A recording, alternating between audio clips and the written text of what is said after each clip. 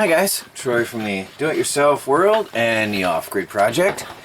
I have here two of my favorite ThruNite flashlights, the TN40 and the TN42C. Now this is an alternative version of the TN42. This one has the rechargeable battery pack, the BP10, which is the same as this. They both have the BP10 rechargeable battery pack. The standard TN42, the normal standard version of this, uses the 18650 rechargeable batteries, which reduces the price overall of the flashlight, which is a bonus for you guys, for those of you who have a bunch of 18650s on hand, or just want to get one of these really super high power flashlights at a lower cost. So that's great. Now, if you have multiple flashlights like I do from ThruNite, then having the BP10 is cool because you have rechargeable battery packs and you can have interchangeable.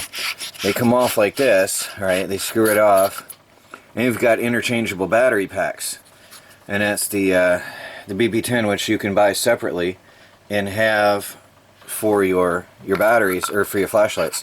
So that's an advantage when you do have, if you want to have that capability. As far as I know, I don't want to lie, but I don't think the TN40 has it. But I guess the battery pack would probably work.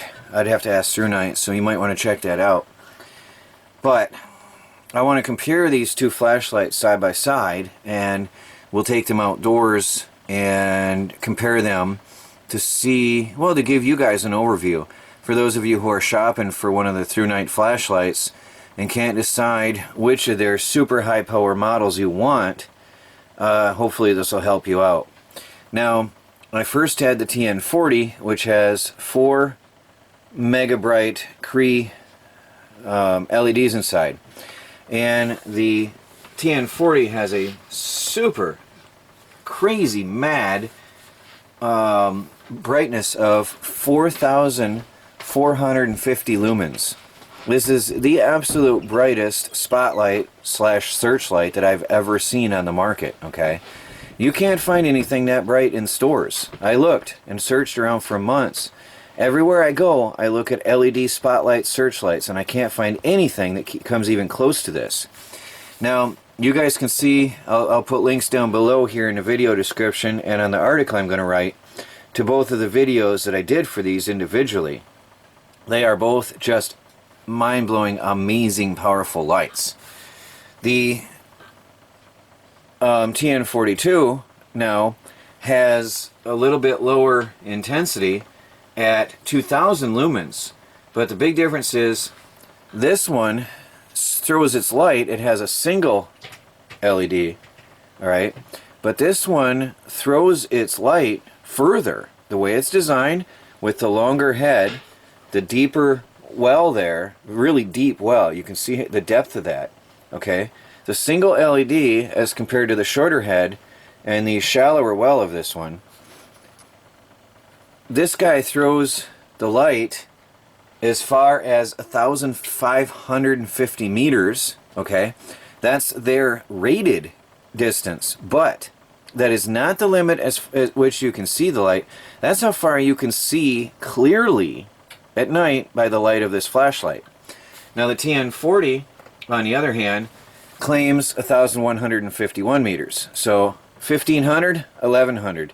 Not much difference there, but I'll tell you what, when I took the TN42 out, my dad went out in his truck and he was 5 miles away. We probably could have gone 10 miles away, and he took a photo of this flashlight pointing at him with his camera on his phone, and you could see it outshining everything, including the sodium argon lamps and street lights everywhere in the night. This thing outshines everything 5 miles away. It was the brightest thing. It was just incredible. Both of these lights are really amazing. Both of these lights are waterproof to the IPX, what is that standard? The IPX 8 standard, which is 2 meters. And sorry, I'm speaking meters because that's what everything on the internet goes with these days. But roughly, a meter is about 3 foot or a yard, although there is a difference. So, side-by-side comparison, this one here, when I shine it into the air, makes an incredible searchlight. So you're shining the beam and it lights up the sky amazingly. This one pierces the night for miles. If you're trying to reach somebody super long distance, over a long distance, let's say for emergency search and rescue, this could save your life. Trying to signal somebody from miles away, let's say you're lost in the forest and you're on a mountaintop and you're trying to signal somebody from miles away. This one could save your life just because you can shine this in the air as a searchlight into the sky, and you can see the beam lighting up the night sky from miles away. So they're both just really incredible lights. My favorite, I'd have to say, let's say if, it depends on the situation. Melanie has used these both heavily, and so have I. And these are our grab-and-go flashlights. When there's coyotes on the property, and there's something out there in the forest, and you have to locate it in a hurry, the TN40 with its wider beam, it's got a wider spread beam, much wider search pattern, okay? And this is my favorite for the wider spread and for trying to locate something in a hurry in the night. Now, if you're out there and searching for something and you know the general location, this pierces the night and lights it up like daytime as far as you can see. So there's the wider spread and the deeper piercing into the forest power. And that's pretty much the differences I can tell you right now. If I think of anything, please do check it out on my article, where I am going to post the complete details and specifications of each of these two lights. So go on and check out the article, please. The link is down below in the video description and is a little clickable link probably in the corner here somewhere near the end of the video. And stay tuned, watch the rest of the video when we go outside at night and do a real side-by-side comparison, and you can see the difference for yourself. Hey guys, I have the TN40 and the TN42 sitting here. The TN40 has the, let me make sure, I got both flashlights in my hands. The TN40 has 4 LEDs and pierces the night with a wider beam, and the TN42 I've got here is more of a narrow spotlight with a single LED. Trying to get the button in my hand and hold my camera. My tripod broke, so the TN42 is more of a piercing the night LED. Let's go on turbo mode here, and it is just, you can see the beam just pierces the night. Really super powerful. Alright, you see the smoke from my wood stove polluting the night. But the 42 has a very narrow piercing beam. And I'm going to attempt to get the 40 and the 42 side by side on my truck bed here, so we can see the difference in angles. Alright, turn this off a minute. Alright, now I've got them side by side, both on turbo mode, and it's really hard to see with the camera. This one here has the piercing spotlight beam, alright, and this one here has a more wide angle beam. Both are on turbo. Now, this one here, I can see, the camera does not do it justice. I can see with this one here shaking on my right, a very clear and wide path in the woods. Now with this one over here, I pierce deeper into the night with a straight beam. There you can see it better. There you can see side by side much better. So you got here, over here on your right side, you got the wide angle beam, and on your left side you got your narrow search beam. Now I'm going to stand these up, and I'll be back in a minute. I'm going to prop these up in turbo mode and do a sky search. So I'll be back in a minute here. Alright, here we have the two side by side. The two actually almost converge, but you can see the wider beam on the right side and the narrow beam on the left.